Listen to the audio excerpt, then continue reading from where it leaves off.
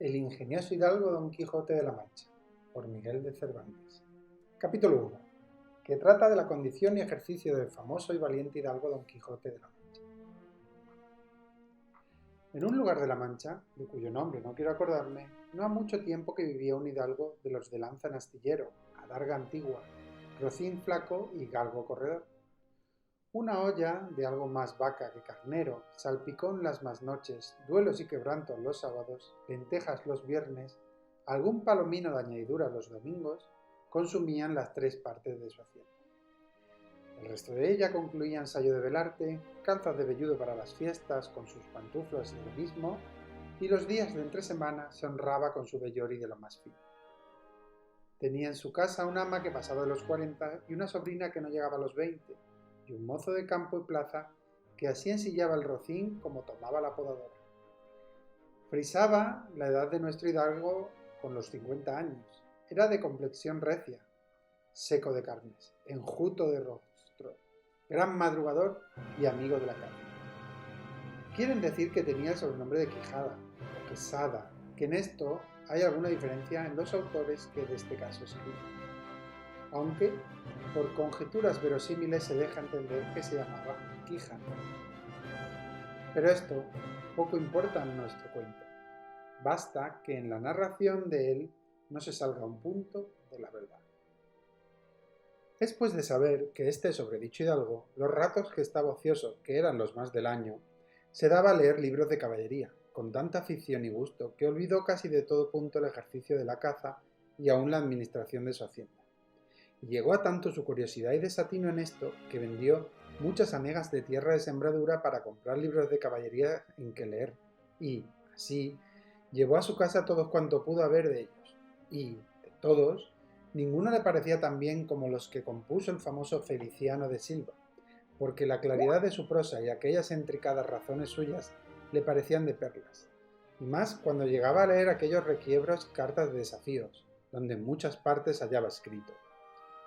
la razón de la sinrazón que a mi razón se hace, de tal manera mi razón enflaquece, que con razón me quejo de vuestra fermosura. Y también cuando leía: los altos cielos de vuestra divinidad divinamente con las estrellas os fortifican y os hacen merecedora del merecimiento que merece a vuestra grandeza. Con estas sinrazones perdía el pobre caballero el juicio y desvelábase por entenderlas y desentrañarles el sentido, que no se lo sacara ni las entendiera el mismo Aristóteles, si resucitara solo para ello. No estaba bien con las heridas que Don Belianís daba y recibía, porque se imaginaba que, por grandes maestros que le hubiesen curado, no dejaría de tener el rostro y todo el cuerpo lleno de cicatrices y señales, pero, con todo, alababa en su autor aquel acabar su libro con la promesa de aquella inacabable aventura. Y muchas veces le vino deseo de tomar la pluma y darle fin al pie de la letra como allí se promete, y sin duda alguna lo hiciera, y aún saliera con ello, si otros mayores y continuos pensamientos no se lo estorbaran. Tuvo muchas veces competencia con el cura de su lugar, que era un hombre docto graduado en Sigüenza, sobre cuál había sido el mejor caballero, Palmerín de Inglaterra o Amadís de Gaula. Mas maese Nicolás, barbero del mismo pueblo, decía que ninguno llegaba al caballero del Febo, y que si alguno se le podía comparar era don Galaor, hermano de Amadís de Gaula, porque tenía muy acomodada condición para todo, que no era caballero melindroso ni tan llorón como su hermano, y que en lo de la valentía no le iba en zaga. En resolución, él se enfrascó tanto en su lectura que se le pasaban las noches leyendo de claro en claro, y los días de turbio en turbio, y así, de poco dormir y de mucho leer, se le secó el cerebro de tal manera que vino a perder el juicio. Llenósele la fantasía de todo aquello que leían los libros, si de encantamientos como de pendencias, batallas, desafíos, heridas, requiebros, amores, tormentas y disparates imposibles. Asentósele de tal modo en la imaginación que era verdad toda aquella máquina de soñadas invenciones que leía, que para él no había otra historia más cierta ni ninguna. Decía que el Cid Ruy Díaz había sido muy buen caballero, pero no tenía que ver con el caballero de la ardiente espada, que de solo un revés había partido por medio 2 fieros y descomunales gigantes. Mejor estaba con Bernardo del Carpio, porque en Roncesvalles había muerto a Roldán, el encantado.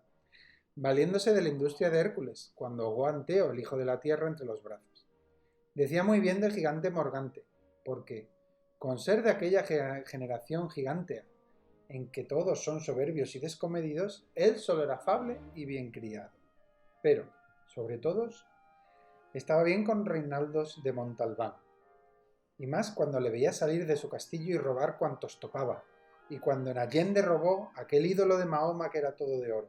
según dice su historia. Diera él, por una mano de coces al traidor de Galalón, al alma que tenía y más aún a su sobrina, de añadidura. En efecto, rematado ya su juicio, vino a dar en el más extraño pensamiento que jamás dio loco en él. Y fue que le pareció convenible y necesario, así para el aumento de su honra como para el servicio de su república, hacerse caballero andante e irse por todo el mundo con sus armas y caballos a buscar aventuras y a ejercitarse en todo aquello que él había leído que los caballeros andantes se ejercitaban, deshaciendo todo género de agravio y poniéndose en ocasiones y peligros donde, acabándolo, cobrase eterno nombre y fama. Imaginábase el pobre ya coronado por el valor de su brazo, por lo menos del imperio Trapisonda,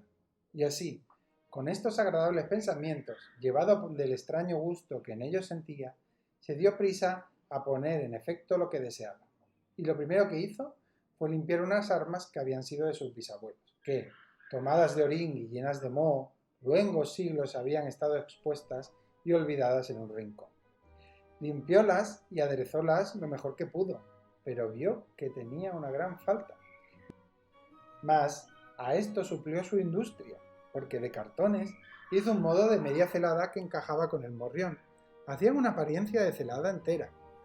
Es verdad que, para probar si era fuerte y podía estar en riesgo de una cuchillada, sacó su espada y le dio 2 golpes, y con el primero y en el punto deshizo lo que había hecho en una semana. Y no dejó de parecerle más la facilidad con la que había hecho pedazos, y por asegurarse de este peligro, la tornó a hacer de nuevo, poniéndole en esta ocasión barras de hierro por de dentro,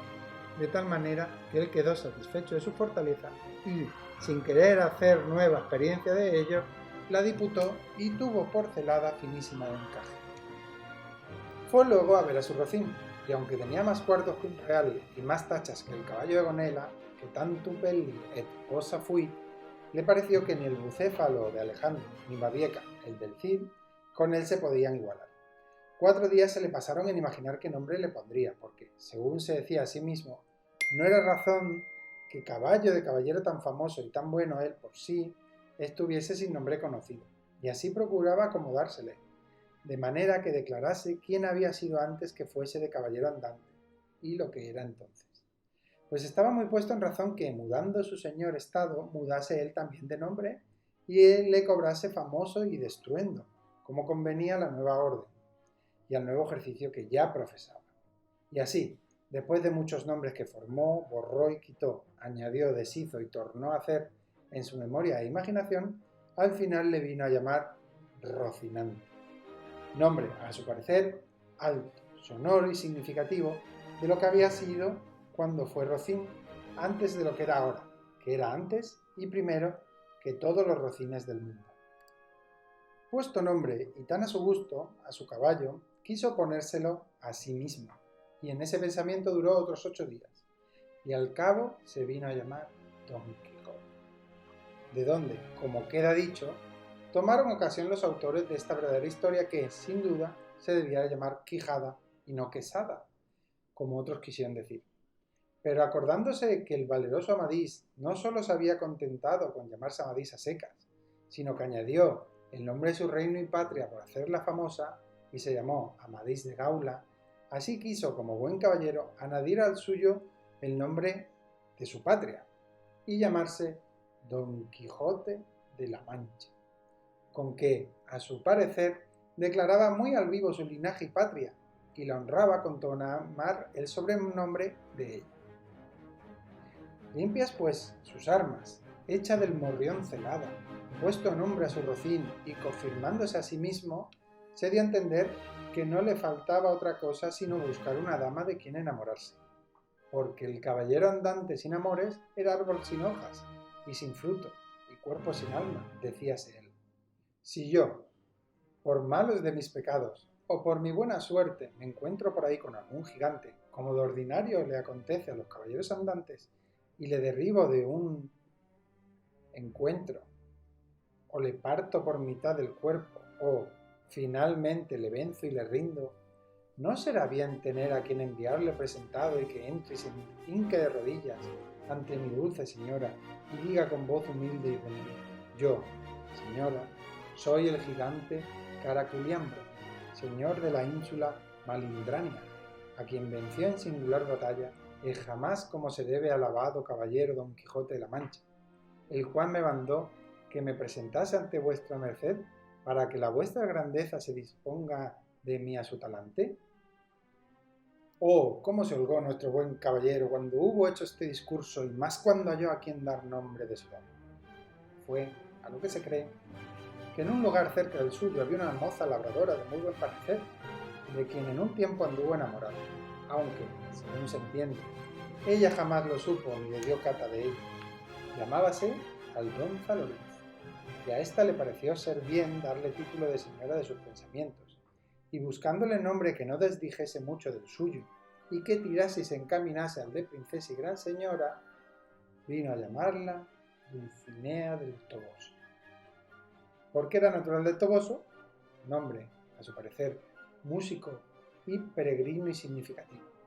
como todo lo demás que a él y a sus cosas había puesto.